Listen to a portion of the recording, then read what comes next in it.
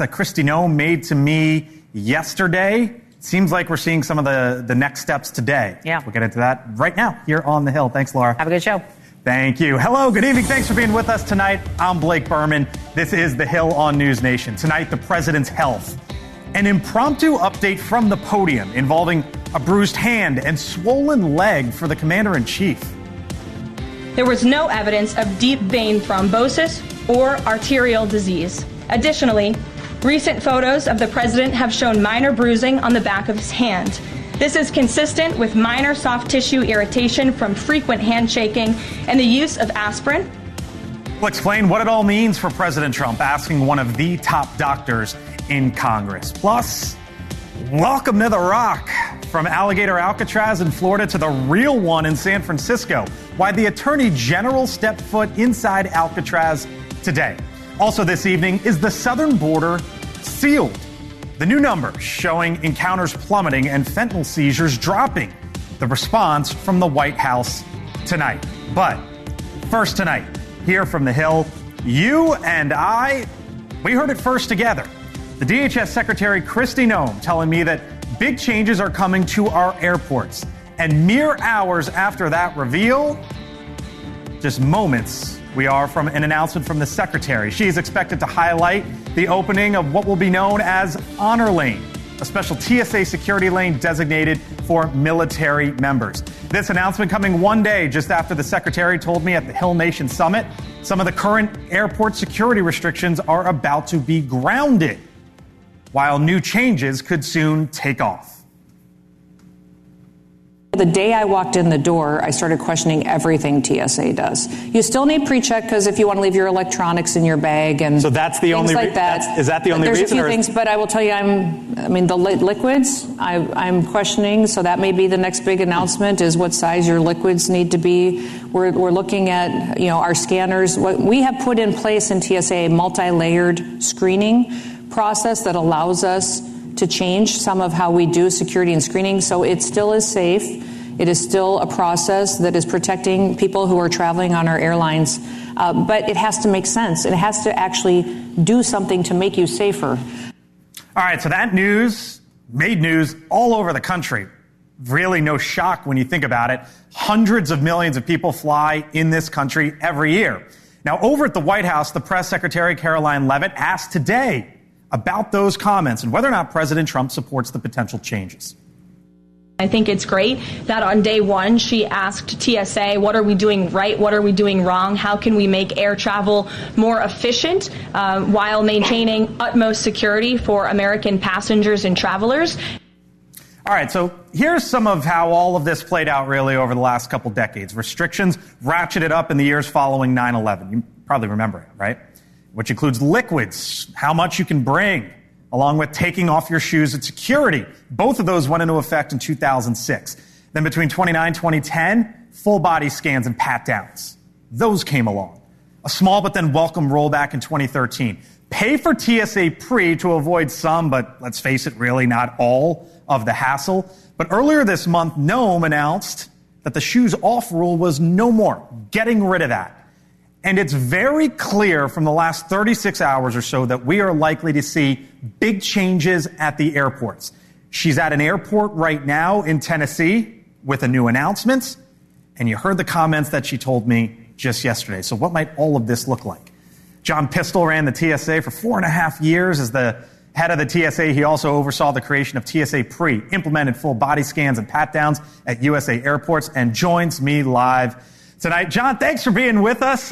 You're the guy I wanted to talk to, so I appreciate the time because you know this in and out. I'll be honest, I don't know the 311 rule. I had to look it up, and I think I'm probably like most people, right? And it turns out with liquids, right. It's the 3 ounces, the 1 bag. It's got to be clear, 1 bag per person. Kristi Noem's basically suggesting that could go. Is she right here?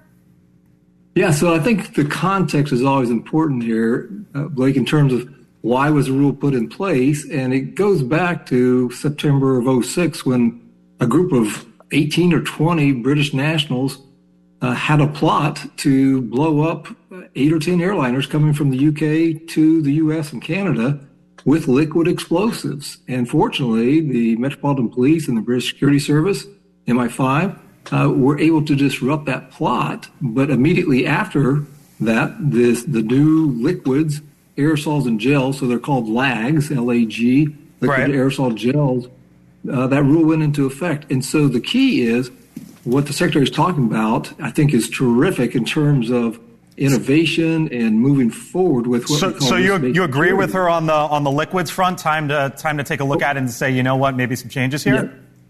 Yeah, I think it's a great time to look at it because a couple of factors. One, technology has improved. The technology has actually been there for quite a while, but just has been a cumbersome, slow process to take somebody's out of, their liquids out if they had more, for whatever it may be.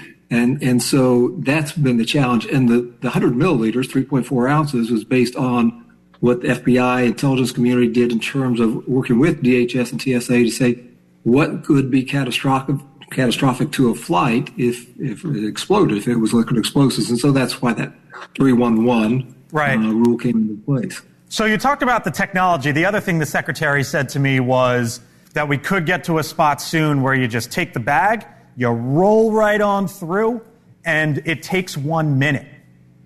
Is that coming? Is that where we are? Well, I'm intrigued by that to know if she's referring to what we used to call the checkpoint of the future, which goes back to the analogy of the old Arnold Schwarzenegger film where he's walking through and you basically see a skeleton with a gun walking through. It's not that, but given the improvements in technology and the biometric identification of passengers, positively identifying the passenger with who they are in front of the TSA officer. Yeah, I think the remote screening and things, there's a number of opportunities that the Secretary, and I would add the acting administrator, McNeil, on looking at how can TSA best work with the traveling public. I also applaud the work of the U.S. Travel Association for what they have done on their commission for seamless and secure travel, because they've advocated for this for quite a while. You think we're months from that?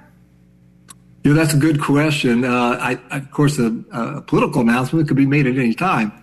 Whether TSA There's no politics in this town, John.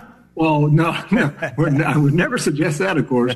But if the TSOs are called Transportation Security Officers, the frontline workforce that most passengers encounter, if they are trained and the technology is employed in a systematic and consistent way, so the old adage when I got to TSA was, if you've seen one airport, you've seen one airport. So each is unique. So how can it be rolled out in a consistent, predictable way, but doesn't provide a roadmap to terrorists who might want to try to exploit this easing of the rules, frankly. Right. Couple more for you here, because again, this is a story, John, that went everywhere last night and into today, and for good reason, because think about the tens of millions of Americans that fly every year. You add it all up, I think it's something like 750 million people every year that TSA. 900 million. It's way up there, TSA pre. I asked the Secretary this yesterday. Pre-check, I call it TSA pre. TSA pre-check. You're the one that oversaw that. When that went in, it was you were the TSA administrator. Do we still need that? Like, I hear you and I hear the Secretary sort of outlining this world that we're about to live in at the airport, and now I'm wondering, do we need TSA pre-check?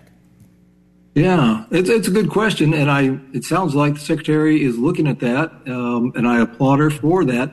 As she mentioned, and I agree with her, that TSA pre-check does still provide an added value to passengers who don't have to do other things like take a jacket off or keep electronics. They can keep electronics in their bags and things like that. So there is added value, and there's additional screening that takes place with the TSA pre-check passengers, and so they are assessed as a lower risk, even though they may be a random selection for some additional screening.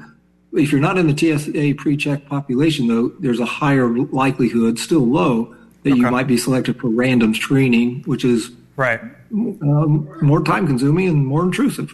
Let me leave you with this, because as I mentioned, you ran the TSA for 4.5 years. You also were the deputy director over at the FBI. Safe to say you know a thing or two about security in several different forms. I could ask the question, and I am going to ask the question, are we, it's 25 years since 9/11, which was a lot of this was put in directly as a result of 9/11. And I got to imagine, John, that there's some folks out there saying, are we not as focused on the threat as we should be? Or is it just that the tech is there, it's 2025, and this is the world we live in? Yeah, it is. And that's why we refer to it as risk-based security, because anytime you do something that either enhances security or diminishes, depending on how you look at it, there is a risk involved. And so it's this new rule, if it goes in effect, just like leaving shoes on, that's great until the next shoe bomber, like Richard Reed from December of 2001, came along and tried to exploit a loophole. So it's great until somebody tries, just like the UK bombers, where they injected hydrogen peroxide into the bottom of soda bottles or the plastic, so the seals will be intact. So they look like they're completely legit, and yet when mixed with other chemicals that they also screened in other bottles, it would be a bomb that would bring down an airliner. So that's why it's called risk-based. There's no perfect solution. Yeah. All right, we'll leave it there. He ran the TSA for quite some time. John Pistol with us tonight, reacting to the news from the DHS Secretary Kristi Noem. Nice to see you, sir. Thanks for being with us. Thank you. Of course. With me now, Julia Manchester, national political reporter for The Hill. You had a fascinating interview yesterday. There were all sorts of policy discussions. Nice to see you. Good to see you, too. Hello. This was the one that went everywhere because Americans fly. Right. And a lot of Americans fly a lot. Right.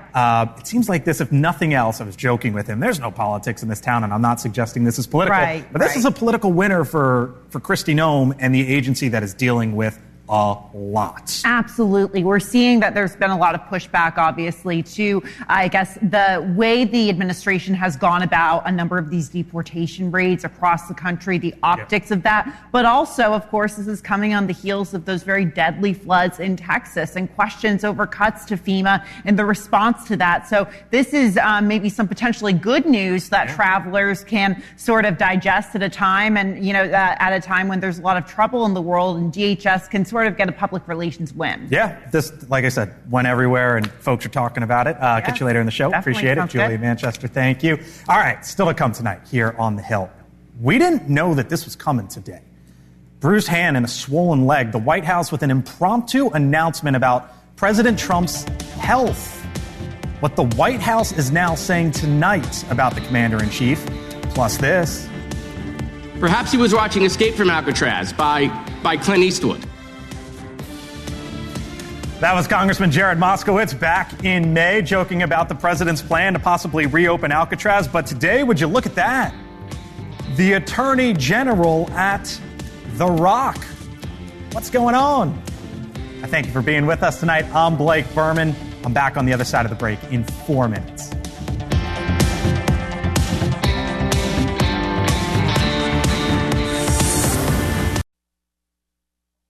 I know that many in the media have been speculating about bruising on the president's hand and also swelling in the president's legs. The president underwent a comprehensive examination, including diagnostic vascular studies. Bilateral lower extremity venous Doppler ultrasounds were performed and revealed chronic venous insufficiency. That, the White House Press Secretary Caroline Leavitt today, revealing that the president's diagnosis of a condition called chronic venous insufficiency. She went to the podium and at the top of the briefing there started talking and said, listen, this is from the president and I want to let you know. It comes after the president experienced bruising on his hands and swelling in his legs. Photos like that from President Trump's meeting with Bahrain's leader in the Oval Office show makeup on his hands, swelling in his ankles as well. The White House says it's a benign and common condition for individuals, particularly in their 70s. Now, the announcement also comes as House Republicans are calling in more former Biden administration officials about the mental and physical condition of the commander-in-chief at that time while in office. The House Oversight Committee says interviews will be done in August and September with folks like Karine Jean-Pierre, the former press secretary, the couple other folks in the press shop as well, and even Jeff Zients, the chief of staff at the time, bringing the total to 11, giving voluntary interviews. 3 have also been subpoenaed. 2 of them, though, have pled the 5th. declining to answer any questions. That includes Anthony Bernal on the right and the president's former physician, Dr. Kevin O'Connor, on the left. Joining me now, the only practicing physician in the United States Congress. He is from North Carolina, the Republican Greg Murphy. Doctor, Congressman, hello. Thanks for being here. Thank you. I didn't know that you were the only practicing. Yeah, it's remarkable. A couple different jobs. Tell me, so there had been some pictures out there and folks wondering what was what. Caroline goes to the podium today, outlines it. I'm not a doctor and don't plan to play one on TV. Yeah. Tell me. So, I as a urologist, I take care of a lot of older patients. Okay. It generally tends to be that type of patient population. This is not an uncommon thing. As people get older, the veins have little valves in them, and that's what allows blood to stay in a place, and then muscles contract and actually pushes blood from the legs back up into the heart. As time goes by, these valves become a little bit more incompetent. They're not working quite as well. So that leads to some stasis, some blood not coming back up as well. You also looked, and apparently the president had this also, had an echocardiogram to look and make sure he didn't have what they call right heart failure, where the right heart is not taking in the blood like it should. That didn't seem to be a problem. So this is a common thing, and apparently he takes aspirin, so that's the bruising on the hand. Very common stuff. Stuff like this when they went to treat him and all that. Obviously, he normally goes once a year to Walter Reed. That doesn't appear to be the case. They could do this at the White House, Mar-a-Lago, Bedminster, wherever. This is not anything that really needs treatment other than probably, wearing some venous stockings. Especially, if he's traveling on Air Force One a lot, taking long plane flights, I would recommend that for any older individual that has, long flights ahead of them, keep themselves well hydrated. The chronic venous insufficiency also can raise your risk slightly of getting deep vein thrombosis, which is the real life-threatening issues. I thought it was kind of remarkable that given the backdrop, and I'm going to get to the other side of the aisle here in a second, but given the backdrop, and he's 79 years old, that the White House came out today and said, look, this is what happened. We're putting out a letter on something that you say is fairly not... It's not uncommon. So I guess what I'm getting at is this sort of the new normal, given what happened and all the questions in the last administration? Do you think this is where we're at going forward, that if something happens, not even specific to Donald Trump, but presidents going forward, that White Houses are going to say, okay. Well, given the lack of transparency. Or was it just that the images were out there and they needed to address Probably a little bit of both. Okay. But given the lack of transparency we saw from the last administration, everybody knew that the president was having mental faculty issues. I mean, if you didn't know it, come on, you're living under a rock. But the fact that, this is all out on television, and the Trump administration has probably been the most transparent of any administration in history. They're just putting it out. Some conservative Republicans on a different story who might have a different opinion. That's a different issue. But we'll leave it there. Yeah. No. But just as far as the president's health, making sure that, look, he's robust. This is not going to defer him or deter him from his job. Ian Sams, Andrew Bates, who were on TV are giving statements a lot and or in the Biden administration. Karine Jean-Pierre, the press secretary, a very familiar face. Jeff Zients, the White House chief of staff. They are going to be, as we understand it, giving a deposition soon in the House Oversight Committee case as it relates to President Biden. Do you think this gets anywhere? Because we really haven't learned anything, to be frank, up until this point in time. In fact, two individuals, including the president's former doctor, have pled the fifth. Yeah, no, I don't know that we'll ever get to a smoking gun, as it were. This was, I think it goes down truly hiding his problems with mental issues. So will go down as the greatest lie and greatest cover-up in political history for the United States as far as the White House. And, to that point also, Blake, the wife of the president, she knew this was going on. How could she really stomach and push this out? Hard to really fathom how she could hide that. Kevin O'Connor basically invokes client privilege. Yeah. You blame him? No, I don't. If there are specific issues, I'm not supposed to discuss issues unless I have HIPAA clearance. But there's also a fine line there in what was trying to be asked of him to be straightforward. I think his attorney said, don't answer anything. I would have loved to have gotten and discussed with him, aside from other issues about prostate cancer, about screening, about trying to actually do something good for the country. Let's learn from this. But I don't. It didn't surprise me for him to plead the fifth. Heading down to take care of patients. You tell me here. Well, if we get out of here, if you get out of here tomorrow afternoon, we'll see. All right, Greg Murphy, Republican. Right. Thank you, Doctor. Thank you. Appreciate it. All right, still much more ahead here on the Hill tonight. Remember when the president said this about Alcatraz? Represents something very strong, very powerful in terms of law and order. Our country needs law and order. Can the White House now sell the idea of opening the Rock. 2 top officials touring that building today, including Pam Bondi. Other side of the break. Is this a good idea? Charles Marino, Tracy Walder, Sean Spicer when we return.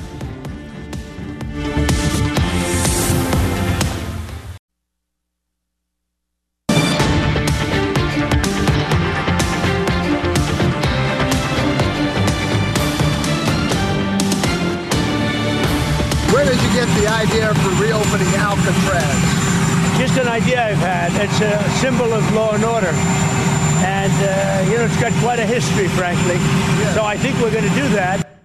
All right. President Trump saying that back in May. Could the administration now actually be attempting to revive the infamous prison known as Alcatraz? Today, the Attorney General Pam Bondi, the Interior Secretary Doug Burgum, taking a trip to Alcatraz to see if making the facility a prison is feasible.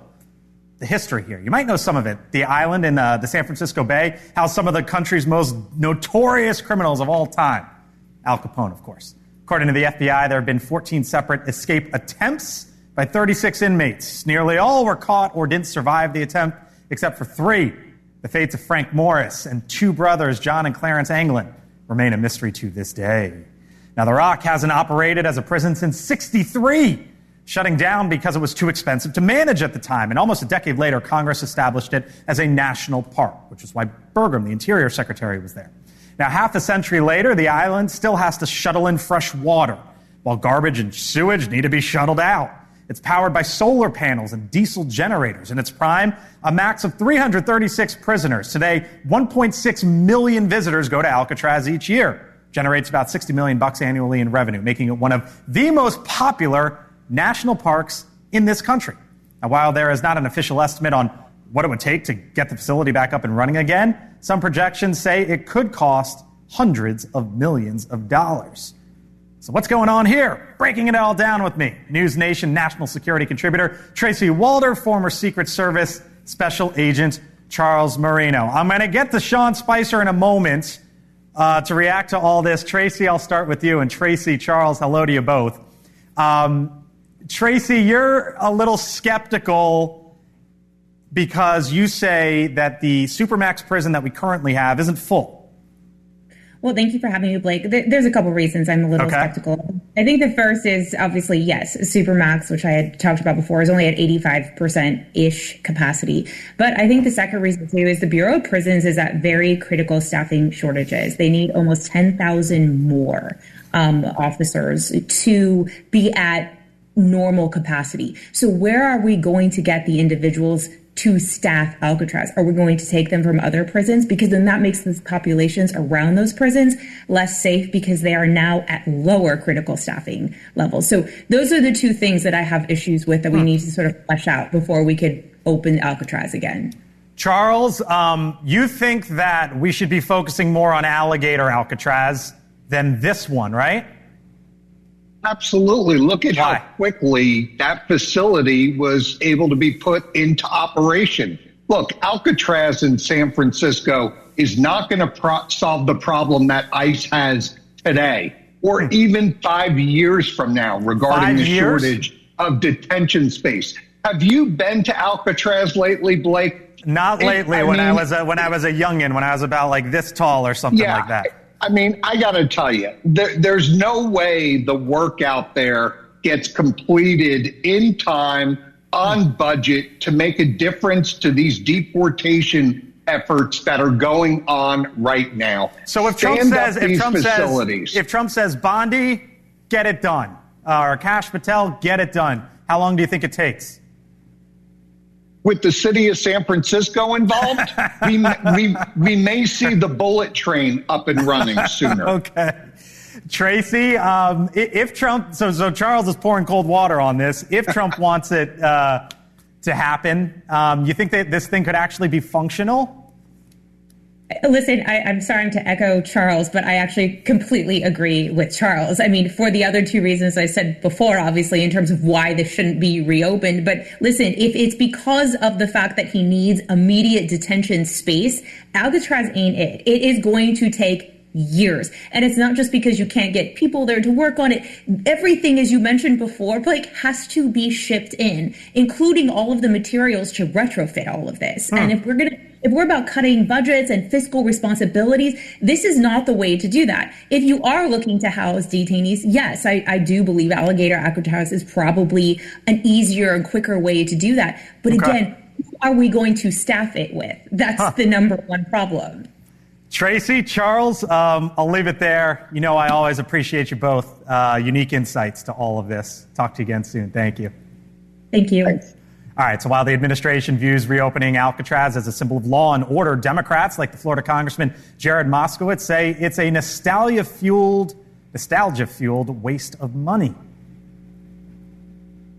I brought boards because some people are visual learners. Perhaps he was watching Escape from Alcatraz by Clint Eastwood. Maybe he was watching The Rock with Sean Connery. You know this one. This is where Sean Connery goes back to Alcatraz. Maybe the president was just Netflixing and chilling, like watching The Rock, which is not to be confused with The Rock. Sean Spicer, come on in. NewsNation contributor, former Trump White House press secretary. Even you're laughing at that one, Sean. What's Trump doing here? So the funny part about this is I love that what he's doing is exactly what we're doing right now. Talking about it? We're talking about it. Jared Moskowitz, the Democrats, just talked about it. Here's why this is critical. During the Biden administration, it wasn't just the policies. It was sort of the bat signal that they put up to the rest of the world. You know, remember Kamala Harris? She said, I have one word for you. Don't come. And then they kind of winked and they said, but if you come, we're going to give you a hotel room, a gift card, and a free cell phone.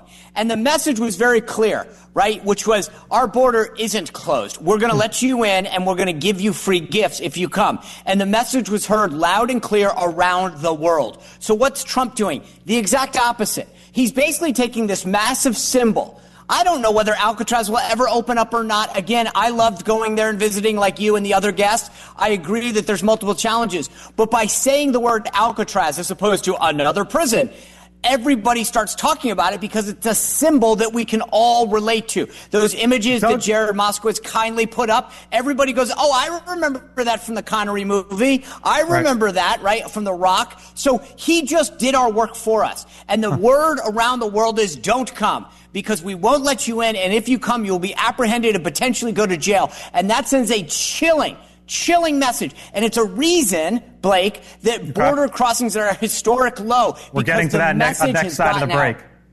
Yeah, no, we're getting to that on the other side of the break. The administration putting out those numbers today, some news there with that, and as it relates to fentanyl as well. Sean, I got to cut this short. I think you'll understand why, because Kristi Noem, the DHS secretary. Did you see the Hill Nation Summit yesterday, Sean? I asked Kristi Noem. Just your parts, Blake, because but I did. It was fantastic. Congrats to the Hill and NewsNation. Huge, amazing lineup, and you did fantastic. I wasn't bringing it up because of that, but I appreciate you, Sean. Sean Spicer, thank you. But Kristi Noem revealed that big changes are coming to the airports all across this country. There she is in Nashville right now. Let's listen live. That you need. The Trump administration is working very hard to make sure that we're not only maintaining and implementing and enhancing all of our security protocols, but that we're also making travel more enjoyable. That our time in our airports and security checkpoints can be filled with hospitality and serving people and get them through in a timely manner and much more efficient as well. Just last week, we made a big announcement that I think a lot of folks were really excited about, was that we put on pause the taking off of your shoes at our security checkpoints. Ending the shoes off policy will decrease our passenger wait times through our security checkpoints, and it'll make sure that it is a more pleasant and efficient process for everybody. Finally, as someone who is a mother and a grandmother, I recognize that traveling with little kiddos at times can be difficult or at least cumbersome and time consuming. So one of the policies that we are changing and implementing as well is that we want to announce that for all families, we'll be implementing a program that is called Families on the Fly. This means that when families come into our airports and enter our TSA security checkpoints, they will have dedicated lanes specific for families. There'll be expanded areas that will give them the benefit of recognizing that they have children with them and will help make sure that we have the ability to take care of them and their families as they go through this expedited process with their kiddos. And we also recognize that these family lanes are ones that will be specifically implemented first around large areas where people travel with their kids quite often. We started, I believe, with a pilot project at the Orlando airport because of Disney World being so close. We're excited to continue to offer these benefits through TSA to help individuals make sure that they are having the security when they travel through our airlines and through our airways, but that also we're making it much more of a pleasant experience for them as well. This will include, we're also going to make sure that we're giving families a 15% $15 discount when they enroll in TSA PreCheck as well. We're going to be reducing also some of the invasive pat-downs that individuals have seen with children. And so we'll be focusing on making sure that activity is as limited as it possibly can be, recognizing that when people are traveling with their children, many times that has been invasive in their privacy.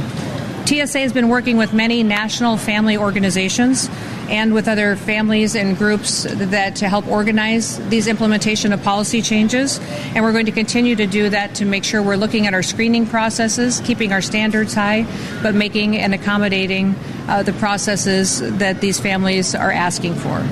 As we prepare for one of the busiest summers and falls that we've seen in our country's history, we're also recognizing that we've got even more travelers that are hitting the airways in the future, with not just the World Cup coming next year, which will bring us 22 million international visitors that will come into this country. We also have the Olympics coming up. We'll be celebrating America's 250th birthday as well next year. So streamlining these processes is incredibly important for us to make sure that we can accommodate the increased traffic that we've seen and continue to do even better into the future. One of the things that I would note for all of you is that we have seen our 7 busiest travel days in history just since the beginning of this calendar year. So more and more people are traveling by air, and we're determined to make sure that we're keeping our technology investments, our training for our TSOs and our TSA employees to the highest level so that people can streamline their processes going forward. We're making sure that every policy that we have is a common sense policy that serves people and keeps us safe. With that, I just want to say thank you for being here, and also God bless all of our military members and the folks who live in this country, and may they all be safe as they go out and they do their work and continue to defend our country. With that, I'll open it up to any questions that you may have. Yes, sir. Yeah. Yes.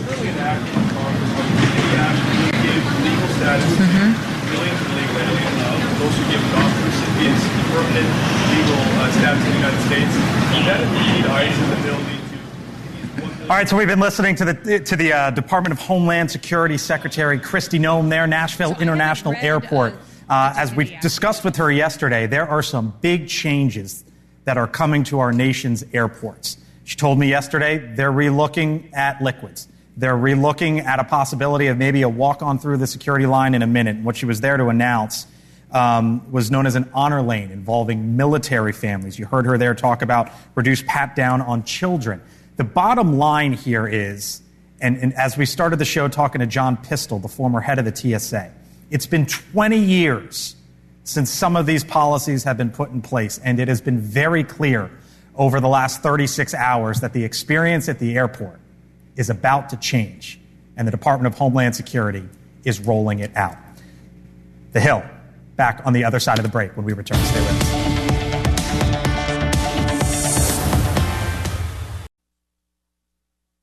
On NewsNation, would you look at these Border Patrol numbers at the southern border when it comes to the month of June?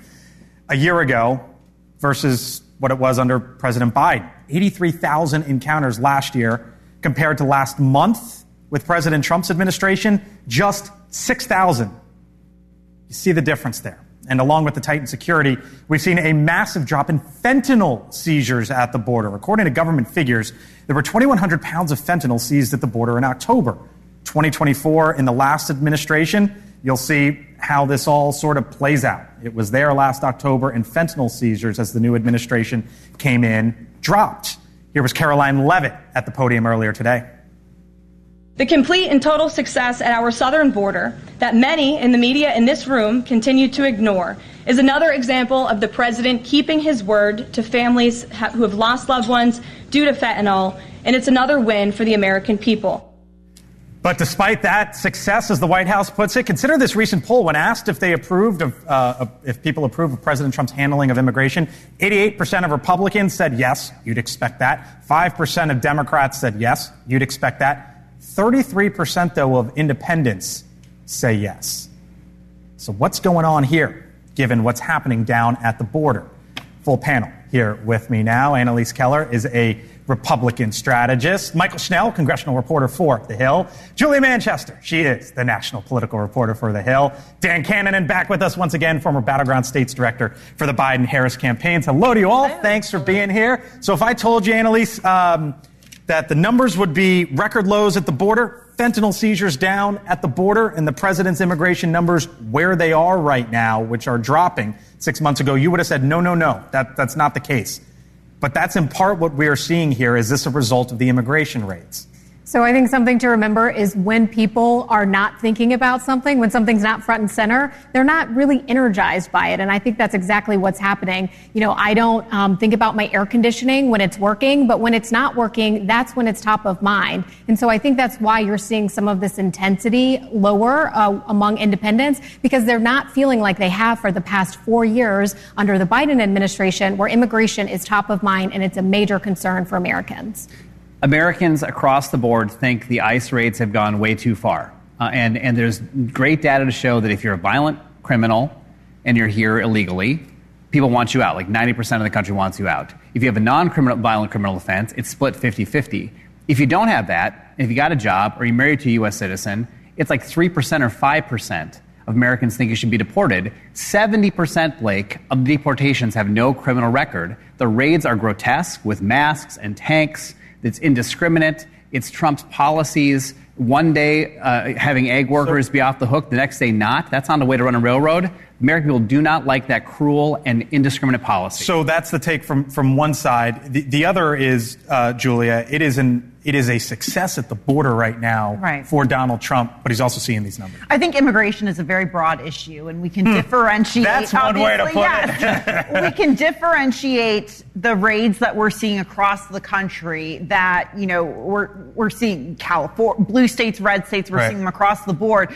But that's also different than, the decrease in crossings from the border. And I think, obviously, Americans, the majority of Americans voted for Donald Trump, in part because of that immigration policy that promised to bring down the crossings over the border. That being said, though, I don't know if that's support for these very public ICE raids. That doesn't seem to be breaking through. Let's kick it ahead a little bit. Think about 2026. Remember, immigration was the issue for Republicans in 2024, and it helped them.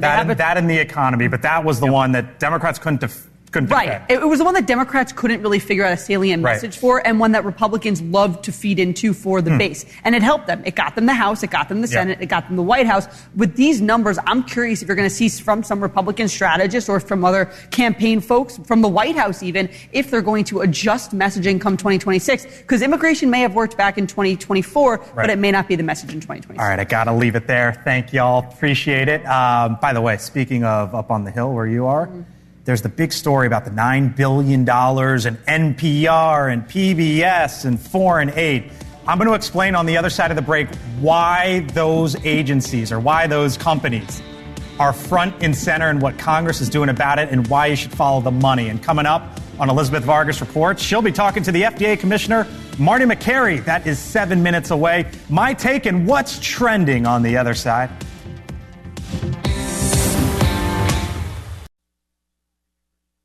Today, just getting home, here's what's trending on thehill.com. This was something that the White House told us earlier today. Trump undergoes medical exam for swelling in legs and hand bruising. The White House press secretary saying everything is fine with the president, that he underwent those exams. The White House put out a letter saying he is in good health. Speaker Johnson, the story that's not going away. Speaker Mike Johnson has GOP-led Epstein documents measure to quell outrage. Republicans still trying to figure out how to handle this. And how about this one? Deodorant sold by Walmart, Amazon, recalled nationwide. Involves some 67,000 sticks, apparently. To check out these stories and more, all you have to do is scan the QR code on your screen. Head on over as well to thehill.com. All right, time for my take now. It is as political as it gets, but I don't want to focus on the politics here. Congressional Republicans are on the verge of passing a bill that would enshrine some of the DOGE spending cuts. It involves yanking funding for NPR, PBS, and foreign assistance. Now, the responses are as predictable as you would imagine from both sides of the aisle. And I'm not here to tell you it's right or it's wrong, but I am following the money. DOGE claims that it has identified about $190 billion in savings, but with Musk gone, Republicans are now trying to codify as much of that into law. And the first rescissions package, that's what it's called here in Washington, $9.8 billion in cuts. And here's why I bring it up. Remember all the massive hype around massive spending cuts to come? Well, to put it into context, this $9.8 billion is 0.1% of our government's total spending. 0.1%. Or 0.02% of our national debt. If this were a football field, we're not talking about yards. We're talking about inches. So, you're going to continue to see the headlines about NPR, PBS, and foreign funding. Certainly here over the next 24 hours. But it's a reminder that reining in spending right now for whatever you believe should be reined in kind of feels a bit like a Hail Mary. Thank you so much for watching us tonight here on The Hill.